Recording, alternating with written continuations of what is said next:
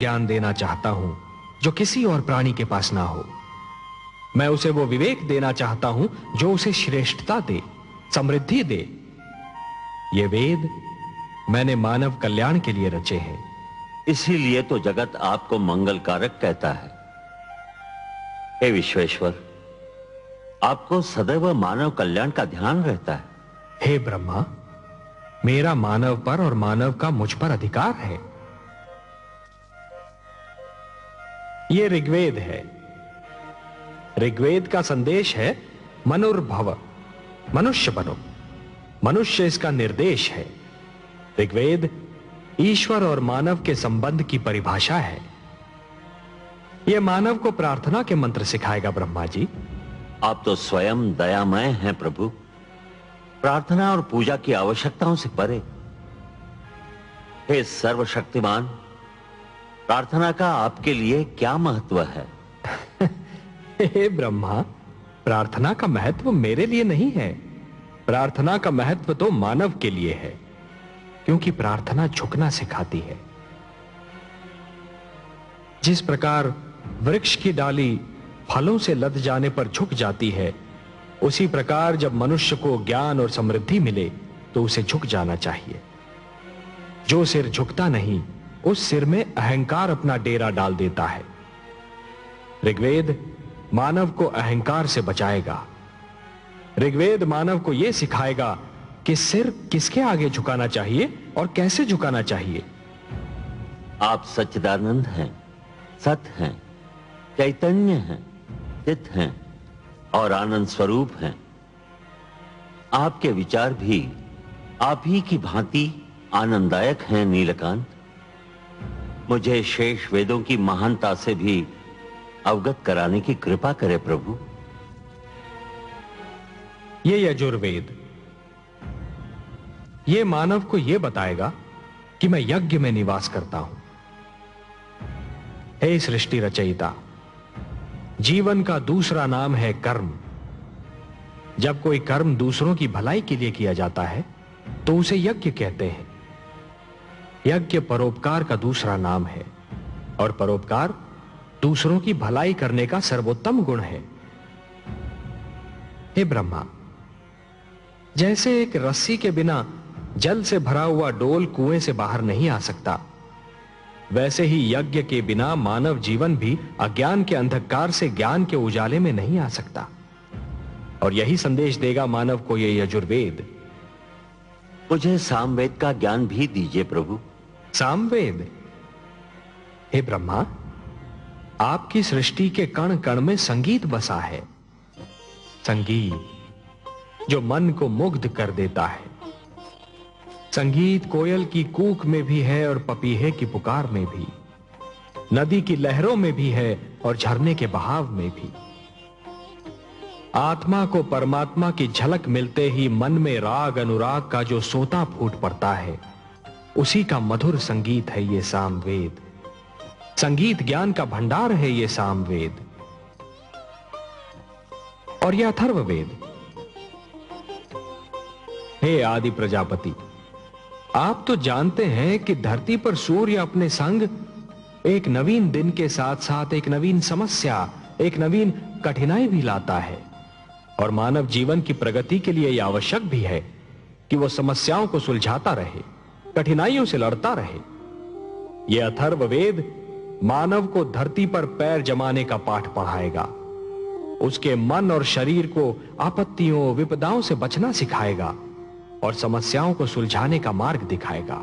हे सर्वेश्वर, ये वेद पाकर तो मानव धन्य हो जाएगा, वो श्रेष्ठ हो जाएगा। आप धन्य हैं प्रभु, धन्य हैं। अपने आप्त वचन के रूप में संसार को यह अनुपम भेंट दे रहे हैं। हे ब्रह्मा, यदि मानव ने इन वेदों की रक्षा की तो ये वेद भी मानव की रक्षा करेंगे। धर्मो रक्षति रक्षिता। मैं चाहता हूं कि मेरी वाणी को सुरक्षित रूप से आप मानव जाति तक पहुंचा दें। यह कार्य तो आप ही कर सकते हैं ब्रह्मा जी। मैं आपके आदेश का सहर्ष पालन करूंगा सर्वेश्वर। हे ज्ञानकोश, आओ मेरे साथ।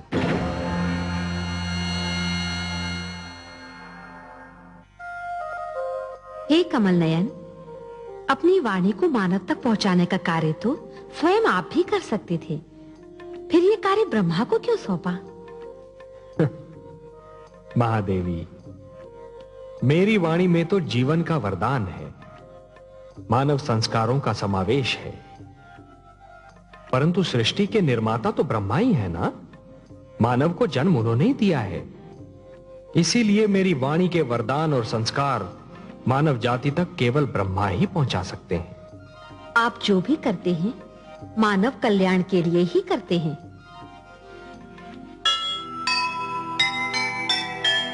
जग है रचना विष्णु की, वे ही हैं करता,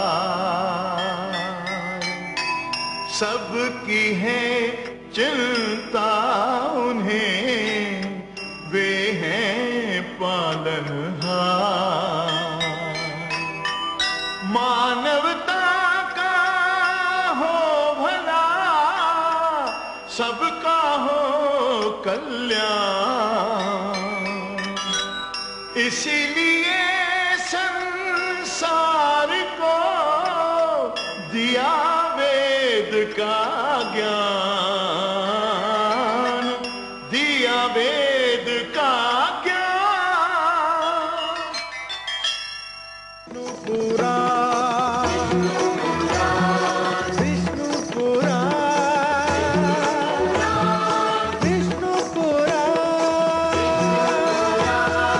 प्रगटे कब तीन लोक, जन्म मृत्यु हर्ष शोक, पृथ्वी जल वायु गगन, प्रकृति कब ज्योत अगन, इस पुराण में है निहित जप तप और योग ध्यान।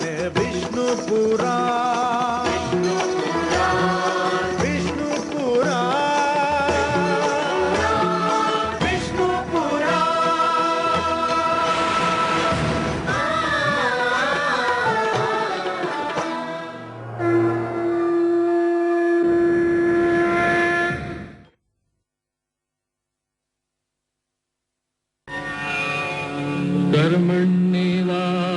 कर्मण्येवाधिकारस्ते मा फलेषु कदाचन, मा कर्मफलहेतुर्भो मा ते संगोऽस्तविकर्मणि।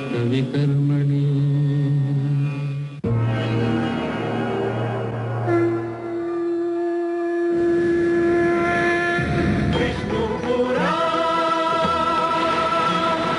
विष्णु पुराण,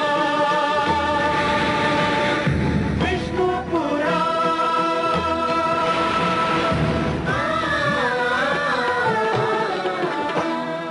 जीव ज्ञान ब्रह्म ज्ञान अथ श्री विष्णु पुराण, ओम की कथा महान, जय श्री विष्णु पुराण।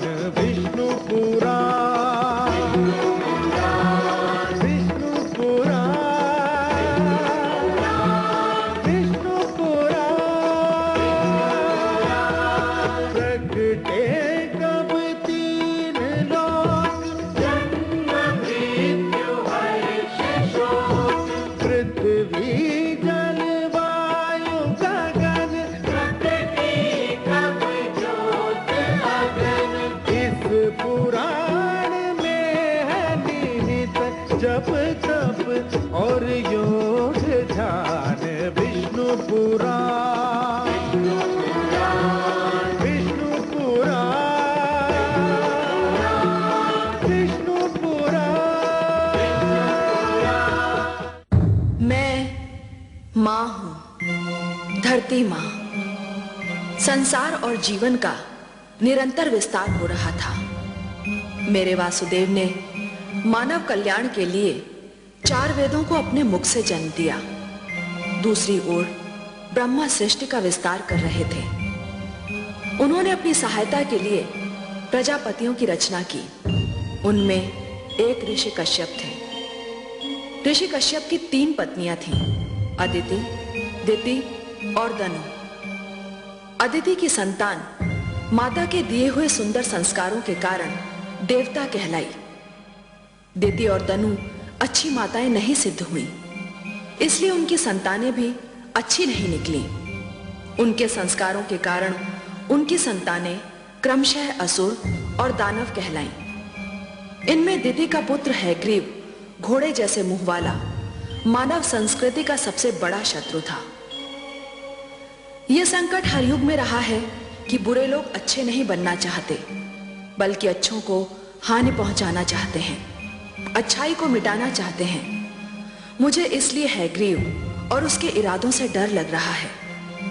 पर आज एक ऐसा दिन है जब मुझे डर से अधिक इस हर्ष का अनुभव हो रहा है कि आज एक योग्य संतान अपनी माता को सम्मान देने वाली है।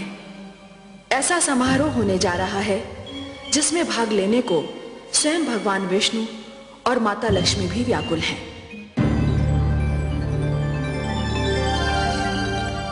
महादेवी जी परमेश्वर। हमें देवलोक चलना है। देवलोक? ये अचानक देवलोक जाने का निश्चय? आज देवलोक में देव माता अदिति का अभिनंदन है देवी, और आप तो हमारे विचारों से भलीभांति परिचित हैं। आप जानती हैं कि नारी का सम्मान हमारी दृष्टि में कितना महत्व रखता है। जानती हूँ परम श्रेष्ठ, जहाँ नारी का सम्मान होता है वहाँ आपका निवास होता है। हाँ देवी, यत्र नार्यस्तु पूज्यन्ते रमन्ते तत्र देवताः, और इसीलिए हमारा वहाँ उपस्थित रहना अनिवार्य है। तो फिर चलिए कमल नयन, मुझे भी ऐसे अवसर पर उपस्थित रहकर हार्दिक प्रसन्नता होती है। आइए। माता अदिति की, माता अदिति की, माता अदिति की, माता अदिति की, माता अदिति की, माता अदिति की, माता अदिति की, माता अदिति की, माता अदिति की, माता अदिति की, माता अदिति की, माता अदिति की, माता अदिति की। अभिनंदन देव माता, अभिनंदन। आप एक आदर्श माता है, आदर्श पत्नी है, आदर्श नारी है। मेरा प्रणाम स्वीकार कीजिए। मैं तो आपको और माता लक्ष्मी को देखकर धन्य हो गई त्रिलोकीनाथ। मेरे लिए तो आज का दिन मेरे जीवन का सर्वश्रेष्ठ दिन है। वो तो मेरे लिए भी है देवी। आज आपको आपके योग्य पुत्र सम्मानित कर रहे हैं, और मेरे लिए वो दिवस सृष्टि का सबसे श्रेष्ठ दिवस होता है जब संतान माता का अभिनंदन करती है। और आपने तो ऋषि कश्यप के प्रति अपने पत्नी धर्म को और अपनी संतान के प्रति अपने मातृत्व के धर्म को इतनी निष्ठा और गरिमा से निभाया है कि समस्त संसार को आपसे सीख लेनी चाहिए। देव माता तो मुझे मेरे पुत्रों ने बना दिया है, जिन्हें संसार देवता कहकर पुकारता है। परंतु सत्य इससे सर्वथा विपरीत है देवी। अर्थात? सत्य यह है कि संसार आपके पुत्रों को देवता इसलिए कहता है कि आपने उन्हें वो सारे संस्कार दिए जिन्हें पाकर ये देवता हो गए। मैंने तो उन्हें केवल माता का प्रेम दिया है सर्वेश्वर। निस्संदेह, परंतु माता का प्रेम वो विचित्र वस्तु है देवी, जो संतान को सुधार भी सकता है और संतान को बिगाड़ भी सकता है। आपने अपनी संतान को अच्छी शिक्षा दी, अच्छे आचार विचार दिए, अच्छाई और बुराई की पहचान कराई, जीवन जीने के ढंग सिखाए, उन्हें बुरी डगर पर चलने से रोका, उनकी हर भूल पर उन्हें टोका, और यही तो माता का वास्तविक प्रेम है। देवी, जिस प्रकार एक पौधे को अच्छे फलने फूलने के लिए सूर्य के प्रकाश, निर्मल जल और स्वच्छ वायु की आवश्यकता होती है, उसी प्रकार अपनी संतान को योग्य बनाने के लिए अच्छी शिक्षा, दीक्षा और मार्गदर्शन की आवश्यकता होती है। और यही तो सब आपने अपनी संतान को दिया। ये सब आप ही की कृपा है लक्ष्मी नारायण। नहीं देव माता, नहीं। जल को अपनी निर्मलता, वायु को अपनी शीतलता और पुष्प को अपनी सुगंध का ज्ञान नहीं होता। ये ज्ञान तो केवल उन्हीं को होता है जो जल को स्पर्श करते हैं, जो वायु का अनुभव करते हैं, जो पुष्प के समीप जाते हैं। हे देव माता अदिति, आप कितने महान हैं, इसका अनुमान कदाचित आपको नहीं है, परंतु आपके पुत्रों को है, संसार को है और मुझे है। बल्कि आपके मातृत्व को देखकर तो मुझ जैसा अजन्मा भी आपकी कोख से जन्म लेना चाहता है। हे त्रिलोकीनाथ, आपके सुंदर मुख से ये मधुर वाणी सुनकर मेरे हृदय की जो दशा है उसका वर्णन करने के लिए मेरे पास शब्द ही नहीं है। मेरा मन प्रसन्नता से फूला नहीं समा रहा। आपकी माता कहलाने से बड़ी उपलब्धि और क्या हो सकती है? जिसे ये स्थान मिल जाए त्रिलोक में, उसकी तुलना कोई नहीं कर सकता। तब हे देव माता अदिति, मैं आपको यह वचन देता हूं कि आपका पुत्र कहलाने का सौभाग्य अवश्य प्राप्त करूंगा। मैं धन्य हो गई त्रिलोकीनाथ। मैं उस दिन की प्रतीक्षा करूंगी। जाने की अनुमति दीजिए।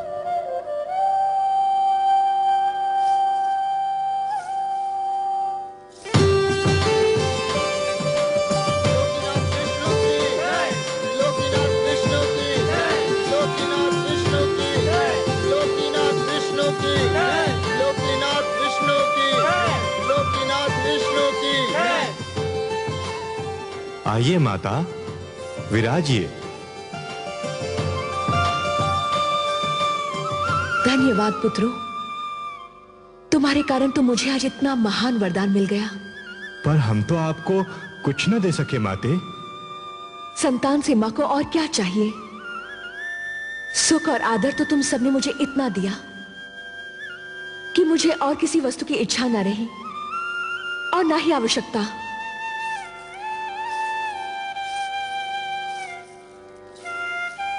हम चाहते हैं कि हम आपकी और सेवा करें माते।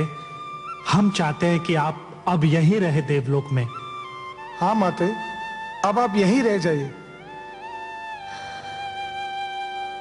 पुत्रों, नारी का देवलोक वही होता है जहां उसका पति निवास करता है, और मेरा देवलोक मेरी धरती है जहां मेरे पति और तुम्हारे पिता प्रतीक्षा कर रहे हैं। तुम सब तो हर पल मेरे साथ हो, क्योंकि मेरे मन में हो। मुझे भी सदैव अपने मन में रखो, मैं भी तुम्हारे साथ रहूंगी। मैं अब चलूंगी।